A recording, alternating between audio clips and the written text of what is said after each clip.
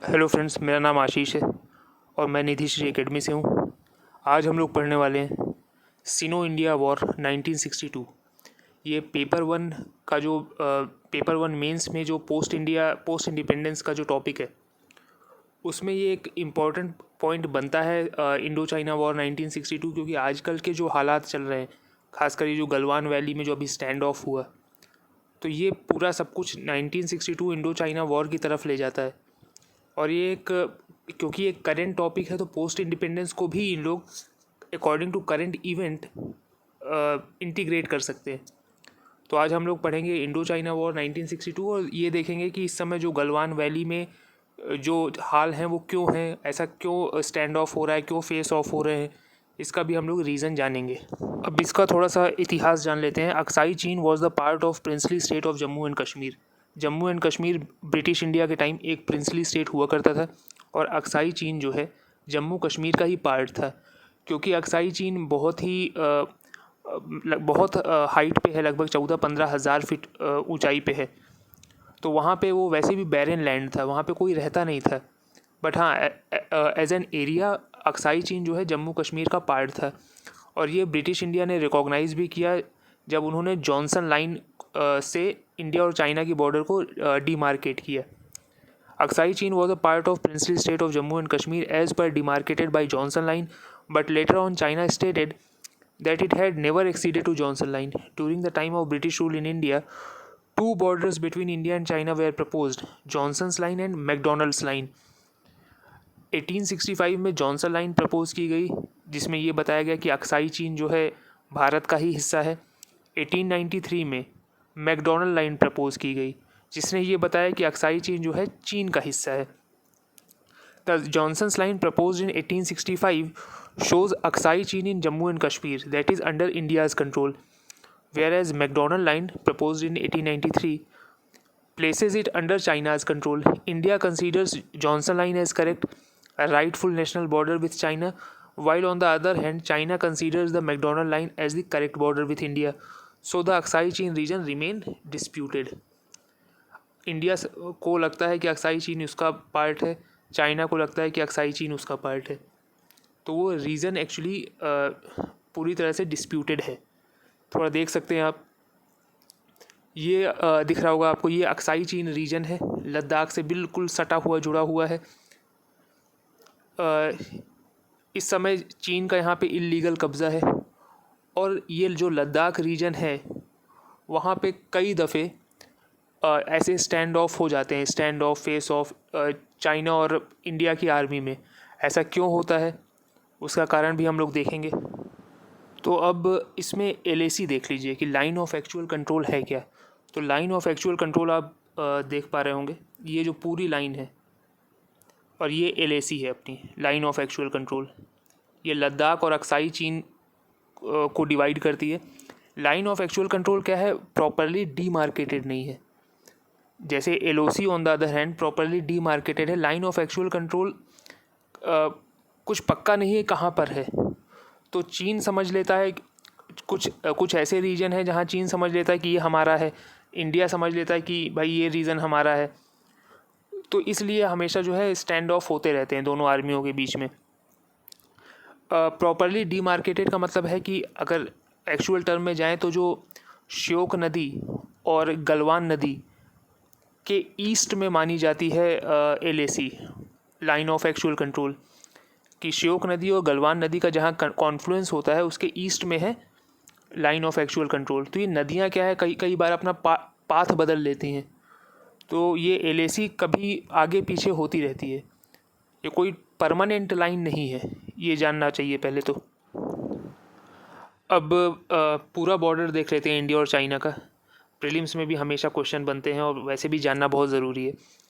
तो अगर आप ये वाला रीजन देखें, ये पूरा अक्साई चीन वाला, तो ये चूँकि डिस्प्यूटेड एरिया है, इंडिया ये मानता है कि ये पूरा एरिया आज भी हमारा है। हालांकि इसमें चाइना ने एक इलीगल कब्ज़ा बनाया हुआ है, लेकिन इंडिया का मैप इस हिस्से को अपना खुद का ही दिखाता है। तो ये पूरा कहलाता है वेस्टर्न सेक्टर, यहाँ पूरा हिमाचल प्रदेश और उत्तराखंड तक। हिमाचल प्रदेश और उत्तराखंड भी चीन से बॉर्डर बनाते हैं, पर ये मतलब सेफ़ एरिया है, इसमें यहाँ पे कोई भी किसी भी तरीके का कॉन्टेंशन नहीं है यहाँ पर इस एरिया में। फिर उसके बाद ये ईस्टर्न सेक्टर पूरा देख सकते हैं, अरुणाचल प्रदेश ये जो ब्लू से दिख रहा है, और सिक्किम। तो ये इतना लंबा पूरा बॉर्डर है इंडिया और चाइना का। अब थोड़ा पढ़ते हैं मैकमोहन लाइन के बारे में। ये मैकमोहन लाइन, ये जो आप ब्लू से देख रहे हैं ना, अरुणाचल प्रदेश और ये सिक्किम वाला बॉर्डर जो है, जो चाइना के साथ बना रहा है, ये कहलाता है मैकमोहन लाइन। अब ये मैकमोहन लाइन आई कहाँ से? शिमला कन्वेंशन हुआ था 1914 में। It was a tripartite agreement among British India, Tibet and China. British India, Tibet और चाइना, इनके बीच में एक एग्रीमेंट हुआ। इस एग्रीमेंट का मेन रीज़न ये था कि इंडिया और तिब्बत के बीच बाउंड्री डिसाइड की जा सके। तिब्बत का क्या कारण था कि तिब्बत जो है अपनी ऑटोनॉमी चाहता था, कि भाई तिब्बत के पॉलिटिकल अफेयर्स में चीन दखल अंदाजी ना करे। ठीक है। शिमला कन्वेंशन है 1914 tripartite agreement among British India, Tibet and China. In this agreement Tibet was granted autonomy under Chinese suzerainty and border between Tibet and India was also defined. एक बॉर्डर डिफाइन किया गया जो तिब्बत और इंडिया के बीच में है। This border between India and Tibet was known as McMahon line. However China asserted that it never ratified this agreement. China इस एग्रीमेंट को नहीं मानता, इस एग्रीमेंट को भी नहीं मानता।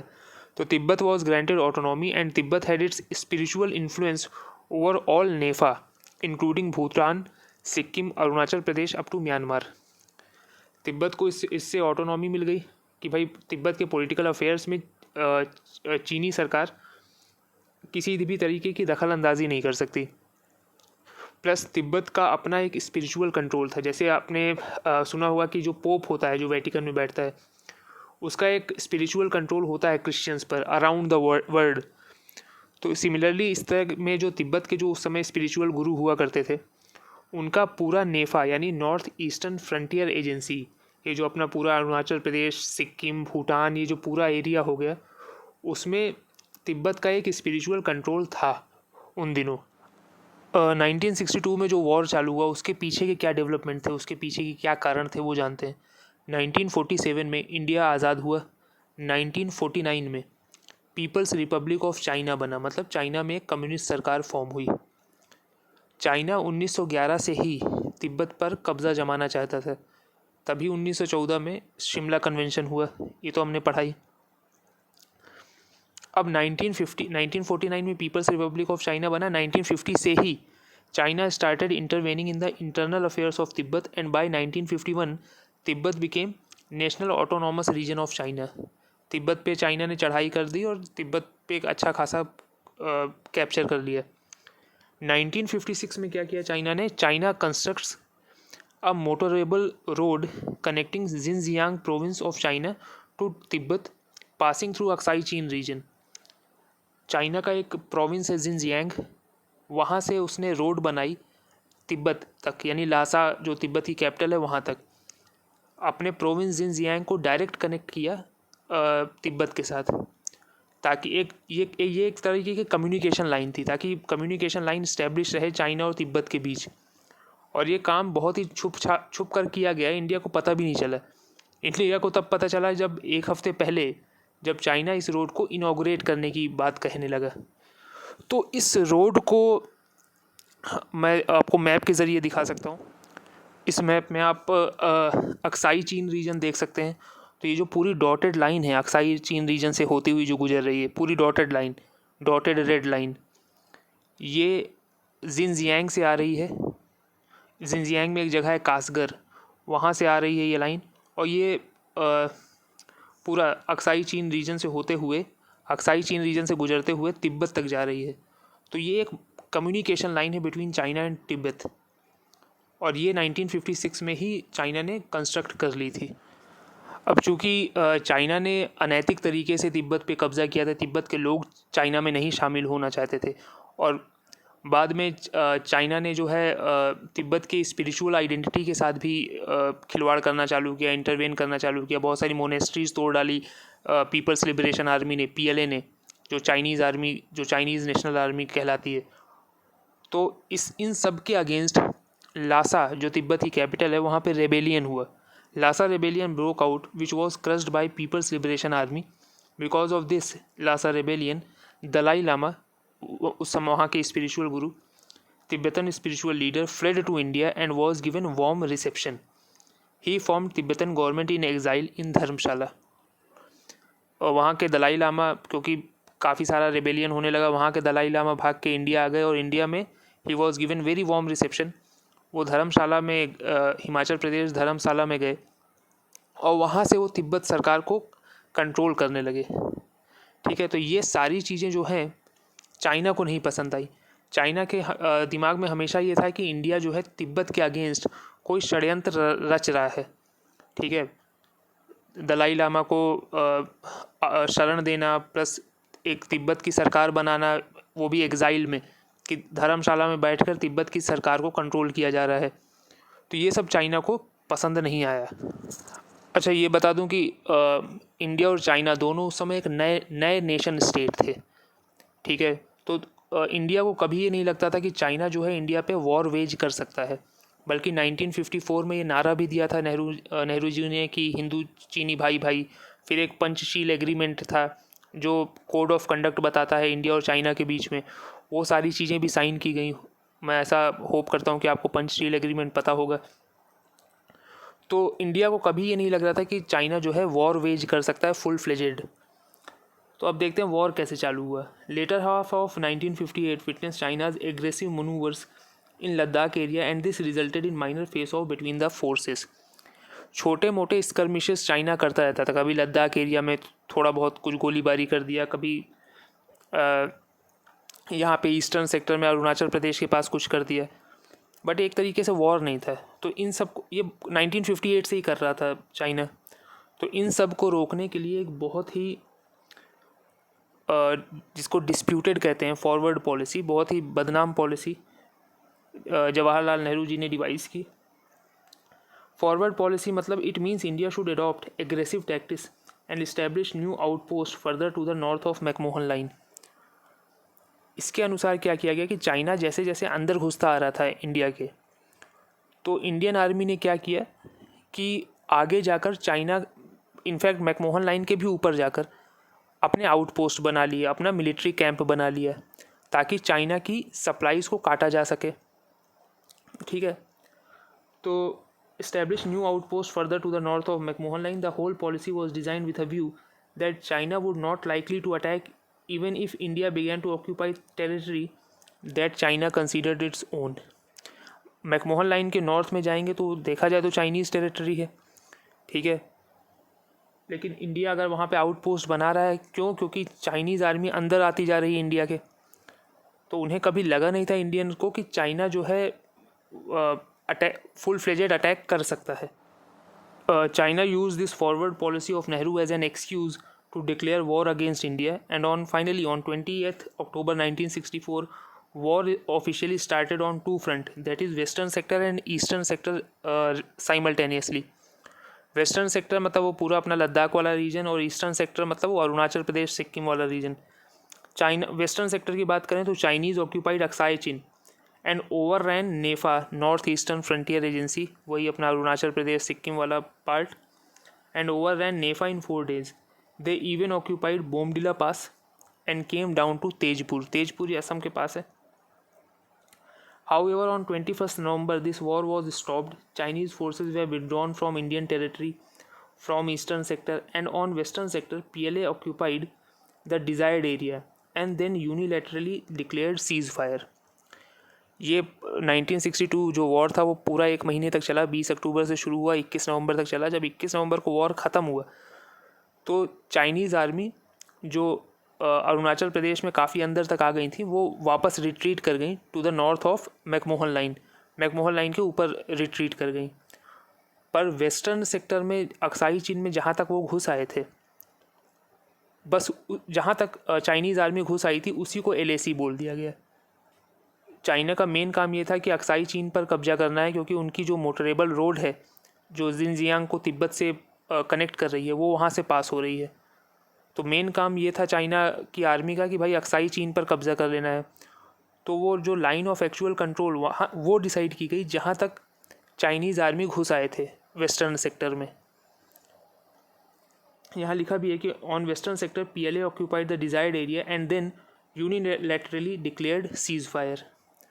तो जो अभी करंट में जो डेवलपमेंट्स हो रहे हैं उनको एक बार हल्का सा देख लेते हैं कि अभी जो फेस ऑफ हुआ है रिसेंट इंडिया और चाइना के बीच, वो गलवान वैली में हुआ है। ये गलवान वैली आप देख सकते हैं लाइन ऑफ एक्चुअल कंट्रोल के एकदम ऊपर ही स्थित है। मतलब कुछ कहा नहीं जा सकता कि गलवान वैली किस तरफ आती है, इंडिया की तरफ आती है कि चीन की तरफ आती है। ठीक है, गलवान वैली को डिस्कवर किया था गुलाम रसूल गलवान ने। ये इंडियन ही थे, गुलाम रसूल गलवान। इन्होंने डिस्कवर किया था ये गलवान वैली। ये गलवान वो वैली है जहाँ से गलवान नदी निकलती है, अक्साई चीन से निकलती है और लद्दाख तक आती है, गलवान नाला या गलवान नदी, और लद्दाख में आके श्योक नदी से मिल जाती है। बस इतना ही काम है गलवान नदी का और गलवान वैली का। प्रीलिम्स में पूछा जा सकता है। इसको ढूंढा था गुलाम रसूल गलवान ने। और लद्दाख के अगर जो पुराने डॉक्यूमेंट्स हैं उसमें भी अगर आप देखें तो गलवान वैली को इंडिया का ही हिस्सा माना जाता है, ना कि चीन का। बट चीन इस पे जो है, चीन हालांकि चीन ये बोल रहा है कि पूरी गलवान वैली ही अक्साई चीन में आती है, जो कि एक चाइना का पार्ट है। तो ये है पूरा ये है बोन ऑफ कंटेंशन एक्चुअली। हमने इससे पहले भी एक स्टैंड ऑफ देखा है जो काफ़ी चर्चा में आया था, डोकलाम स्टैंड ऑफ। देख लेते हैं कि डोकलाम जो है वो है कहाँ पर। ये डोकलाम एक प्लेटो है जो भूटान में स्थित है और एकदम ट्राई जंक्शन पर स्थित है। मतलब यहाँ पर सिक्किम है, ऊपर चाइना है और दाईं तरफ भूटान है। ये जो एकदम ट्राई जंक्शन, इंडिया चीन और भूटान का जो ट्राई जंक्शन है, वहाँ उसके आसपास है कहीं डोकलाम प्लेटो। तो जब भी इस तरह के एरियाज़ में हमेशा जो है एक फेस ऑफ हो जाता है। खासकर ये पास अगर आप देखिए, नाथुला पास, और सिक्किम में है नाथुला पास। ये पास वो दर्रे हैं माउंटेन के जो इंडिया को कनेक्ट कर रहे हैं चीन के साथ। तो ये कितना स्ट्रेटेजिक लोकेशन होगा आप खुद समझ सकते हैं। ठीक है, मान लीजिए जिसने इस पास पर कब्ज़ा जमा लिया है, जिसकी मोनोपोली हो गई, वो सामने वाली आर्मी को आने ही नहीं देगा, क्योंकि एक ही रास्ता है इंडिया में। चीन इंडिया से सिर्फ एक ही तरीके से अंदर घुस सकता है। ठीक है, ये तो पिछले साल की बात है जब डोकलाम में स्टैंड ऑफ हुआ था। अब हम इसको एक नए पास को देखने वाले हैं, काराकोरम पास। ये भी एक बोन ऑफ कंटेंशन है और ये है अपने लद्दाख रीजन में ही, मतलब लद्दाख रीजन के अपर लद्दाख रीजन में ही है। तो ये गलवान वैली को थोड़ा और अच्छे से देख लेते हैं। ये आप देख सकते हैं गलवान रिवर है, इसमें दिखाई दे रहा है। फिर ये एक लेह, रेड डॉट में आप देख सकते होंगे, लेह दारबुक श्योक, इससे पूरा जोड़ते हुए दौलत बेग ओल्डी। ये एक दौलत बेग ओल्डी एक प्लेटो है जो किसके करीब है, काराकोरम पास के करीब है। और काराकोरम पास जो है बहुत ही ज़्यादा स्ट्रेटेजिक लोकेशन है, क्योंकि ये पास है यानी इंडिया और चाइना को कनेक्ट करता है, यानी इंडिया को कनेक्ट करता है चीन के साथ। और दौलत बेग ओल्डी उस जस्ट काराकोरम पास के बेस में एक प्लेटो है। तो ये समझ लीजिए पूरा इसकी टोपोग्राफी कुछ ऐसी है।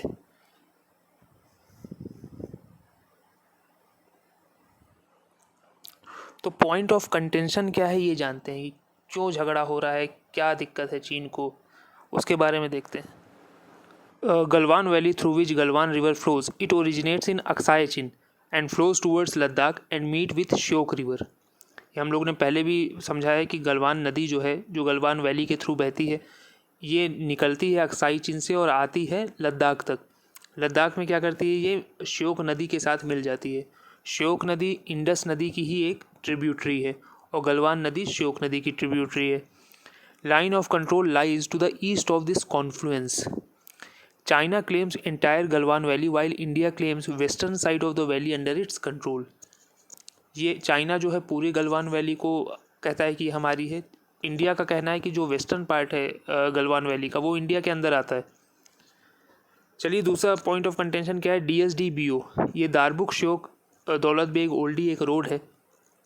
It is build by border road organisation BRO। पिछले 2 दशक से यानी 20 साल से ये रोड बन रही है। ये रोड क्यों बन रही है, क्योंकि this road connects Leh to Daulat Beg Oldi. A plateau lies at the base of Karakoram pass. हम लोग ने पिछले मैप में भी देखा था कि एक लेह दारबुक इन सबको कनेक्ट करते हुए दौलत बेग ओल्डी तक एक रोड बन रही है, जो दौलत बेग ओल्डी काराकोरम पास के बिल्कुल बेस में है। तो Karakoram pass separate Xinjiang province from Ladakh. Xinjiang province को लद्दाख से सेपरेट करता है, मतलब काराकोरम पास वो तरीका है जहाँ से हम चीन तक पहुँच सकते हैं, और दौलत बेग ओल्डी उसके बहुत करीब है, और वहाँ से एक डायरेक्ट रोड बन चुकी है। अब लेह से दौलत बेग ओल्डी तक पहुँचने में सिर्फ 35 से 40 मिनट लगेगा अगर न्यूज़ चैनल्स की माने तो। इसके अलावा चलिए दौलत बेग ओल्डी को थोड़ा सा और देख लेते हैं। यहाँ पे कहीं है दौलत बेग ओल्डी प्लेटो, ये आपको ऊपर दिख रहा होगा, देखिए काराकोरम पास। फिर उसके बाद अगर आप नॉर्थ ईस्ट में जाते हैं तो अक्साई चीन आपको दिख रहा है। फिर आप इधर देखिए नॉर्थ वेस्ट की तरफ तो आज़ाद कश्मीर वाला हिस्सा, पीओके वाला, और फिर ये अपना जम्मू कश्मीर तो है ही। तो ये कितने स्ट्रेटेजिक लोकेशन पे ये प्लेटो है कि भाई इस प्लेटो से आप आज़ाद कश्मीर पर भी नज़र रख सकते हैं, काराकोरम पास में भी आप काराकोरम पास को भी आप एक्सेस कर सकते हैं, प्लस अक्साई चीन तो आपके कब्ज़े में है, अक्साई चीन तो आपके उसमें है ही, इन्फ्लुएंस में है ही। तो ये बड़ा ही स्ट्रेटेजिक लोकेशन है। CPEC CPEC China Pakistan economic corridor, it is an ambitious Chinese project which aims to connect Kasgar with Gwadar, and this road passes through Azad Kashmir. China Pakistan economic corridor एक रोड है जो जिनजियांग यानी कासगर में, जिनजियांग प्रोविंस में एक जगह है कासगर, वहाँ से जाएगी लाहौर वगैरह सबको कनेक्ट करते हुए, आज़ाद कश्मीर से निकलेगी लाहौर वगैरह कनेक्ट करते हुए ग्वादर जो एक पोर्ट है पाकिस्तान का, उससे जाके कनेक्ट हो जाएगी। Gwadar is a port located in strait of Hormuz and international oil trade is decided in this region. मतलब जो ग्वादर पोर्ट पर ऐसा कहा जाता है कि स्ट्रेट ऑफ हॉर्मूज पर जिसका कब्ज़ा है वो ऑयल ट्रेड वही डिसाइड करता है। तो चाइना क्या कर रही है एक्चुअली, अपना रूट छोटा कर रही है। अदरवाइज़ चाइना सीधे कश्मीर से होते हुए ग्वादर पोर्ट तक पहुंच सकती है, ठीक है। प्लस ये पूरा एक इकोनॉमिक कॉरिडोर है जहाँ पे बहुत सारे रेल, रोड और पावर प्रोजेक्ट्स चालू होंगे।